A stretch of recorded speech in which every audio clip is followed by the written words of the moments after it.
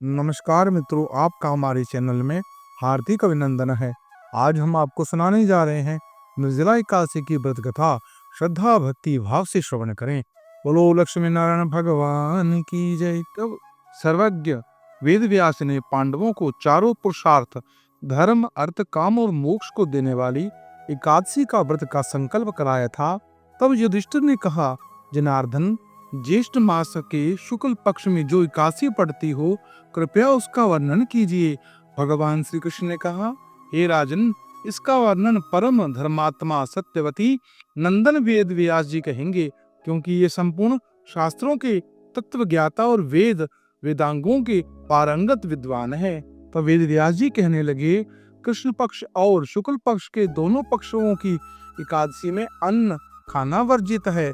द्वादशी के दिन स्नान कर पवित्र हो और फूलों से भगवान केशव की पूजा करें। फिर नित्य कर्म समाप्त होने के पश्चात पहले ब्राह्मणों को भोजन देकर अंत में स्वयं भोजन करें। यह सुनकर भीमसेन बोले, परम बुद्धिमान पितामह, मेरी उत्तम बात सुनिए। राजा युधिष्ठिर, माता कुंती, द्रौपदी, अर्जुन, नकुल और सहदेव ये एकादशी को कभी भोजन नहीं करते तथा मुझको भी हमेशा यही कहते हैं कि भीमसेन, एकादशी को तुम भी न खाया करो। परंतु मैं उन लोगों को यही कहता हूँ कि मुझसे भूख सही नहीं जाएगी। भीमसेन की बात सुनकर व्यास जी कहने लगे, यदि तुम नरक को दूषित समझते हो और तुम्हें स्वर्ग की प्राप्ति अवशिष्ट और तो दोनों पक्षों की एकादशी के दिन भोजन नहीं करना चाहिए।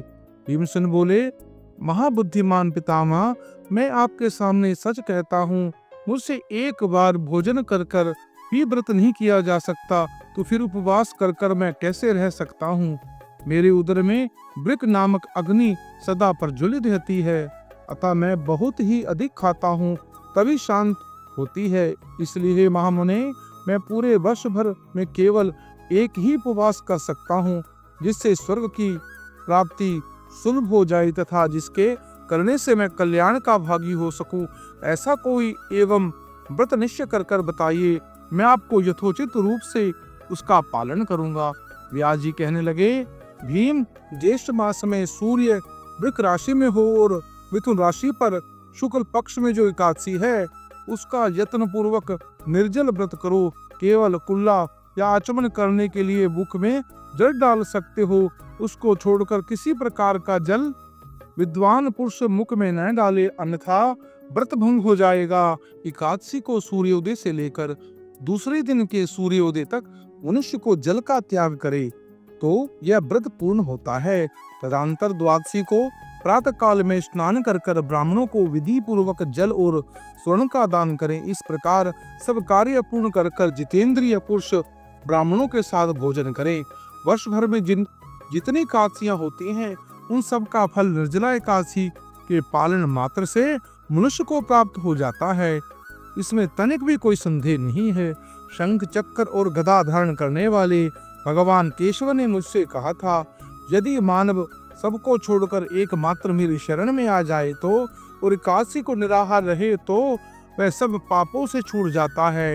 एकादशी व्रत करने वाले पुरुष के पास विशालकाय, विकराल आकृति और काले रंग वाले दंड पाशधारी भयंकर यमदूत नहीं आते। अंत काल में पीताम्बरधारी सौम्य स्वभाव वाले, हाथ में सुदर्शन चक्र धारण करने वाले और मन के समान वेग वाली विष्णुदूत आखिर इस वैष्णव पुरुष को भगवान विष्णु के धाम ले जाते हैं। अतः निर्जल एकादशी को पूर्ण यत्न कर उपवास और श्री हरि का पूजन करें। स्त्री हो या पुरुष हो, यदि उसमें मेरु पर्वत के बराबर भी महान पाप किया हो तो वह सब इस एकादशी के व्रत के प्रभाव से भस्म हो जाता है। जो मनुष्य उस दिन जल के नियम का पालन करता है, वह पुण्य का भागी होता है। उसे एक एक प्रहर में कोटि कोटि स्वर्ण मुद्रा का दान करने का फल प्राप्त हो जाता है। मनुष्य निर्जला एकादशी के दिन स्नान, दान, जप, होम आदि को कुछ भी करता है, वह सब अक्षय होता है। यह परमात्मा भगवान श्री कृष्ण का कथन है। निर्जला एकादशी को विधि पूर्वक उत्तम रीति से उपवास कर मानव वैष्णव पद को प्राप्त कर लेता है। जो मनुष्य एकादशी के दिन अन्न खाता है, वह पाप का भोजन करता है। इस लोक में वह चंडाल के समान और मरने पर दुर्गति को प्राप्त होता है। जो ज्येष्ठा के शुक्ल पक्ष में एकादशी को उपवास कर कर दान करेंगे वे परम पद को प्राप्त होंगे। जिन्होंने एकादशी को उपवास किया वे ब्रह्म हत्यारे, शराबी, चोर तथा गुरुद्रोही होने पर भी सब पापों से मुक्त हो जाते हैं।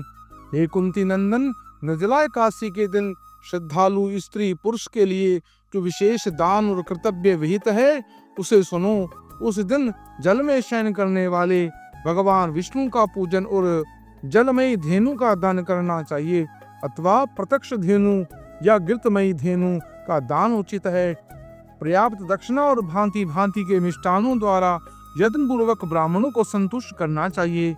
ऐसा करने से ब्राह्मण अवश्य संतुष्ट होते हैं और उनके संतुष्ट होने से श्री हरि मोक्ष प्रदान करते हैं। जिन्होंने शाम, दम और दान में प्रवृत्त हो श्री हरि की पूजा की, रात्रि में जागरण करते हुए इस निर्जला एकादशी का व्रत किया, उन्होंने अपने साथ बीती हुई 100 पीढ़ियों को और आने वाली 100 पीढ़ियों को भगवान वासुदेव के परम धाम में पहुंचा दिया।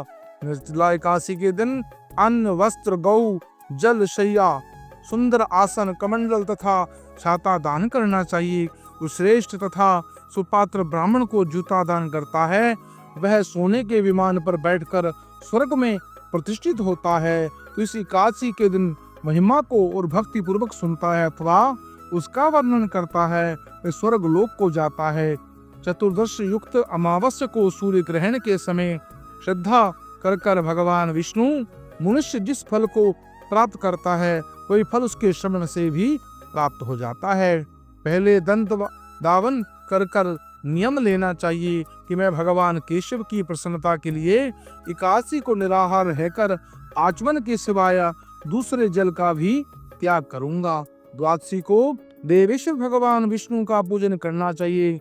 गंध, धूप, पुष्प और सुंदर वस्त्र को विधि पूर्वक पूजन कर कर जल के घड़े का दान संकल्प करते हुए इस प्रकार मंत्र का उच्चारण करें। संसार सागर से तारने वाले हे देव, हे ऋषिकेश, इस जल के घड़े का दान करने से आप मुझे परम गति को प्राप्त कराइए। हे भीमसेन, ज्येष्ठ मास में शुक्ल पक्ष की जो शुभ एकादशी होती है उसका निर्जल व्रत करना चाहिए।